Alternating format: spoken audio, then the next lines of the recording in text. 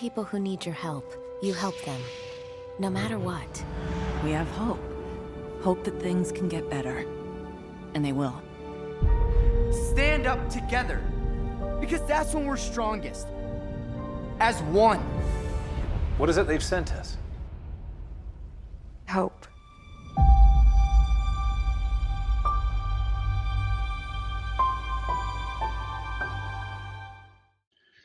Hello again. This is Stephen Welsh, President of the International Chiropractors Association, with the Daily Message for Monday, May the 4th. May the 4th be with you. Today's message is about hope. The most important thing you can do is give hope to your patients. And the easiest way to do that is to arm them with the truth. As I review the data coming out of the CDC, it continues to become clear that there is no need for panic. As an essential healthcare provider, the best thing you can do for your patients is to provide a message of reassurance, armed with the facts, and educate them about the innate immune system, what it is, how it works, and why there is no need for panic. In other words, share the science. As I scan the media reports for updated information, I'm beginning to see that there are actors in this evolving scenario that are more intent on creating fear and panic. It may be time to start assessing their potential motives. Now, let me once again begin by saying that every loss is one too many. Every life is precious. But it is time to learn what the data is telling us and to compare it to what we are being told. Now, some in the media continue to sensationalize the mortality rates, and most ignore the vital role that the innate immune system plays in our natural defenses against any new virus. Now, I have watched and listened to Dr. Birch for quite some time. She is one smart lady and has done an outstanding job, and we should all be very grateful. But she said something this weekend during an interview, and it is now time to throw down the BS flag. Here is that clip.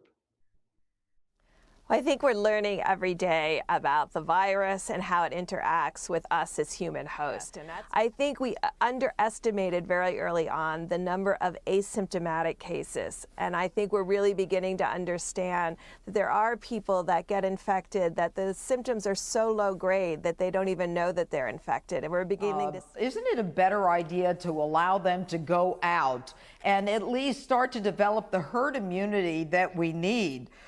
Because they're only going to develop the disease in a very, very mild way.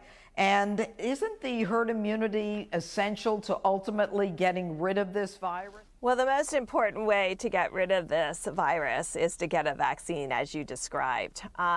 We've always used the term herd immunity when it comes to vaccination. No one would use that term in general in discussing a pandemic and letting a pandemic run out with this level of mortality that we see with comorbidities. Now, Dr. Birch begins with some data that we have been discussing. Data that reaffirms the ICA message of reassurance. The fact that we have been underestimating the infection rate and therefore overstating the mortality rates. And once again, information as to why there's no need to hit the panic button. But what about that answer to the last question about herd immunity? Why does a society have to wait for a vaccine to develop that herd immunity? What about the alternative medical argument of Dr. Witkowski, PhD? We discussed it last Wednesday. Shouldn't all scientific viewpoints be considered? Now, I may be wrong, but would it not surprise me that as the antibody tests are rolled out, the data will show that there are far more people who have been infected than initially projected. Now, the question, as asked by D.D. Palmer almost 125 years ago, why do some get the disease and others with the same exposure do not? Now, could it be that they're just lucky enough to have a healthy and strong innate immune system?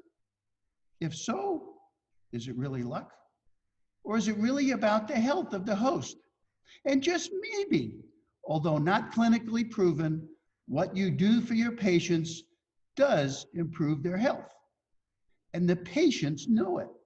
And just maybe that is why so many ICA doctors continue to see many during this pandemic. Well, that's my update for today. Please be sure to visit the ICA COVID resource page. And remember to remind your patients, there is no need for panic. And don't forget, you are their beacon of hope. And remember, we will get through these challenging times and we will come back stronger than ever. And we will do it by working together. And remember, may the 4th be with you. Thank you.